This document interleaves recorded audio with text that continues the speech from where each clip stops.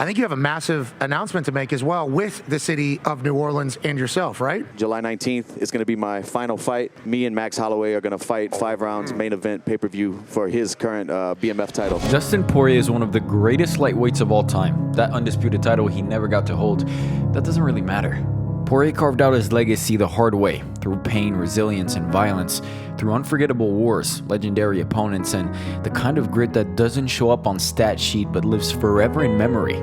He's not defined by gold. He's defined by the battles he survived and the respect he earned. Dustin Poirier is a big star for us. You know, he's achieved a lot. He's one of the all-time greats. He's already in Hall of Fame, and he's a legend. And like person, it's very good man. I've been a fan of this guy since day one. Way before I ever thought about coming to the UFC, that guy was there. So he's certainly in the Hall of Fame. Max Holloway, on the other hand, is in unfamiliar territory. Not just outside the title picture, but outside of certainty. You know, the message that I'm trying to send is that I'm still here. You know, I know this is Dustin's retirement fight, but his last fight was for a title. I still have title contentions in my mind. For over a decade, we knew who Max was. The volume king, the blessed one, the unbreakable featherweight. But now, after being flatlined and with both featherweight and lightweight roads seemingly closed, the identity that once felt untouchable now feels uncertain. July 19th, 2025, New Orleans, Louisiana, UFC 319. The main event.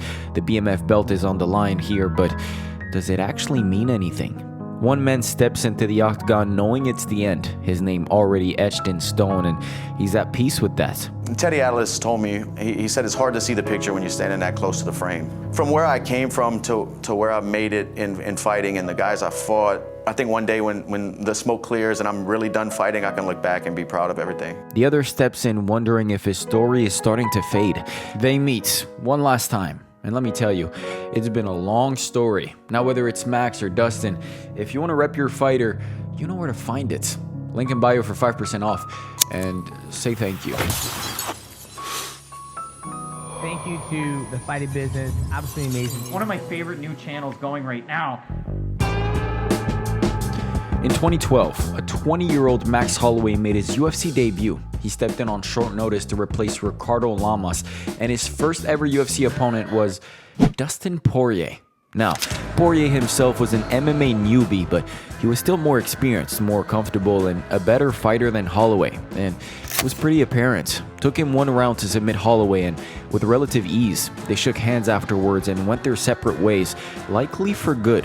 Poirier moved up to 155 while Holloway stayed at 145, and we literally saw them grow in real time, not just as fighters, but as individuals. At 145, Poirier was a decent fighter, but with a short fuse. Once he moved to 155, he became a top contender and didn't look like he wanted to punch you in the face for no reason. Weight cutting is scary, people. Okay, I just woke up. I'm gonna show you why I'm moving to lightweight. I'm in decent shape now, I would say.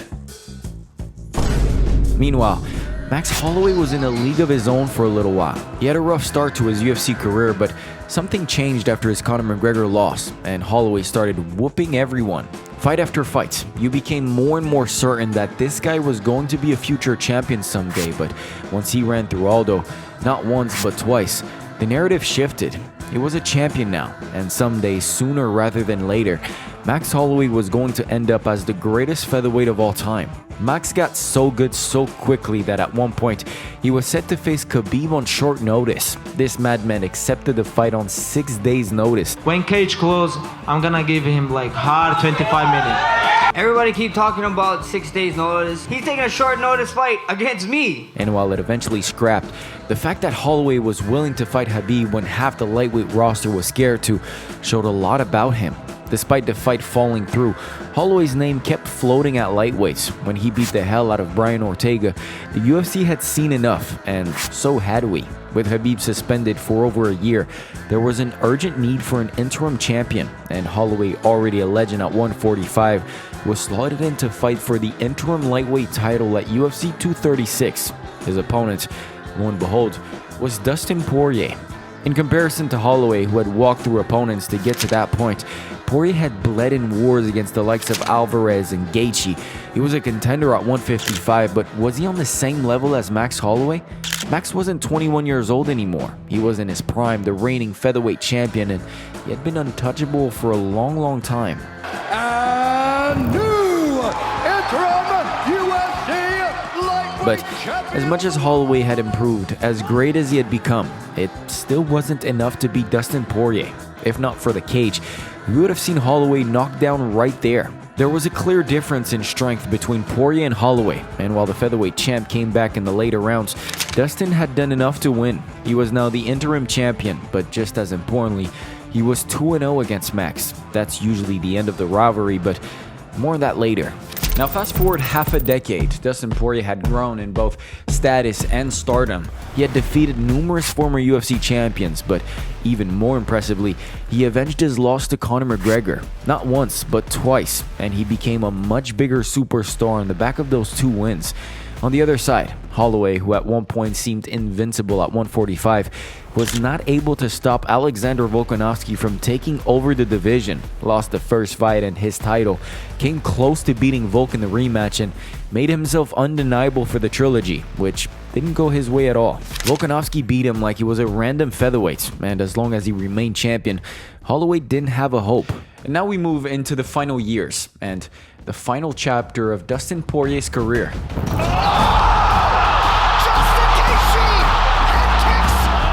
That loss to Gaethje at that point of his career was brutal, and Dustin himself admitted that it messed him up for a while. That dashed his hopes for a title shot and pushed him this close to retirement, but it was UFC in 2024, so no surprise. Dustin Poirier, with 1 win over Benoit Saint-Denis, got his 3rd shot at the title. As much as Dustin was beloved by fans, this announcement ruffled some feathers, and understandably so. The opportunity was a result of circumstances and timing, not merit, but I'm sure Poirier didn't give a fuck. Somehow, call it a miracle, he was given one last golden opportunity to close out his already Hall of Fame certified career. He was up against Khabib 2.0 as a massive underdog, but Poirier was a different man that night. Great to be here. Thank you all. Appreciate you. But the talk is done, Joe. It's time to fight. Most expected him to get choked out on the first, but he fought his way up, fought back, and gave Islam all he could handle. He lost by submission in the 5th round, but after a performance like that, you could tell Poirier himself was at peace. On the flip side,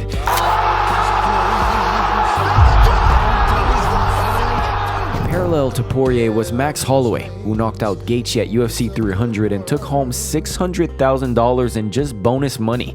Life was good for Max Holloway. He had just beaten a top contender, made a ton of money, and the cherry on top, Volk was no longer champion at 145. With Poirier now the champion, Holloway moved back down to 145, looking to reclaim his title. And, well, that didn't work out too well for him either. Ilia Topuria promised to knock out the seemingly indestructible Max Holloway, and that is exactly what he did. For the first time in his career, Holloway was knocked out. It wasn't a TKO, it was a put-out cold knockout, and it's still a little hard to believe. Both Poirier and Holloway had their chances, maybe their last. Poirier had one more fight left in him after the loss to Islam, and the fact that the UFC obliged his wish and arranged for a pay-per-view in his home state of Louisiana is a testament to the reputation Poirier has built, not just with the fans, but with the company. He will be walking out to the Octagon for the last time in his career, close to his hometown, and he knows, no matter what matters, win or lose, decision, submission, or knockout, either way, he has made it. Max Holloway, on the other hand, may be standing at the lowest point of his career, relatively speaking, of course. The landscape that once felt open and conquerable now looks hopeless. Volkanovski has reclaimed the featherweight title, and with that, the road back to 145 gold is blocked once again. At lightweight, things aren't any better. Ilia Topuria, the man who flatlined him, is now the king of that mountain. That's 2 divisions, 2 titles, and 2 paths to redemption that are no longer accessible. What's left is the harsh reality. Max Holloway is coming off the first knockout loss of his storied career. Not a TKO, not a doctor's stoppage, a clean, brutal lights-out knockout. For a fighter once grinned his way through 200 significant strikes, getting shut off like that is more than a loss. It's almost an identity crisis. UFC 318, Holloway Poirier 3 for the BMF belt. Alan, I mean, we couldn't ask for more. I know it means so much to him, and to have this trilogy fight for the BMF title on pay-per-view, baby, be his last one. You can't ask for anything more. And now, standing across from him is the one man who has already beaten him twice. If Holloway loses here, he'll become the first fighter in UFC history to go 0-3 against 2 different opponents, Volkanovski and Poirier. That's not just a blemish, that's a scar, a permanent mark on a legacy, and Max knows it. For Dustin Poirier, this is the end of the road. He said it. He's at peace with it. This fight isn't about gold, rankings, or contention. It's about closing the book on his terms. For Max Holloway, this is something else entirely. This isn't the end by choice. This is survival. And underneath the story lies a technical battle between two masters of their craft and a fight destined to be a classic. Dustin Poirier is one of the finest boxers in mixed martial arts history. His jab is measured, his counters are accurate, and when he steps into the pocket, he's straight up vicious. He's hurt some of the best to ever do it with sharp, precise violence. Holloway knows this because he has felt it twice. But Max brings his own arsenal. Yes, Dustin has beaten Max twice before, but every single fight is different. Don't come into this one expecting Dustin Poirier to walk away with this one unscathed. If he does get the win, it's going to be tough. Either way, for both men, this is an incredible fight. Relentless forward pressure, volume that drowns you, the highest strike rate in UFC history, and usually, he never stops. But for the first time, there's a crack in that armor. The question now isn't just about cardio or toughness, it's about durability. Can Holloway still take a shot the way he used to? Can he walk through fire like he always has? Can he push that pace without fear of what's coming back? And in that second fight, even though Dustin won, through those middle rounds, Dustin felt a new Max Holloway. A Max Holloway that honestly was very close to overtaking that fight. I don't know that I ever fought the same guy 2 times. Same name. I don't know that I ever fought the same fighter twice. Dustin Poirier is going to find out early. He knows Max is coming off a devastating knockout, and he knows that the chin, once granite, might be cracked. Dustin may be at the tail end of his career, but he's never been sharper in reading moments like that, and with nothing left to lose, he'll be hunting for an exclamation point to end his career with. If Dustin Poirier wins, he doesn't just retire with a win, he retires with 3 victories over a generational talent. He doesn't ride off into the sunset, he leaves with a piece of Max Holloway's soul, a piece of his career, a piece of his legacy. But if Max can pull it off, if he still has it, he doesn't just get revenge, he reminds the world who he is. A warrior, a legend, a man who's still here, still elite, and still blessed.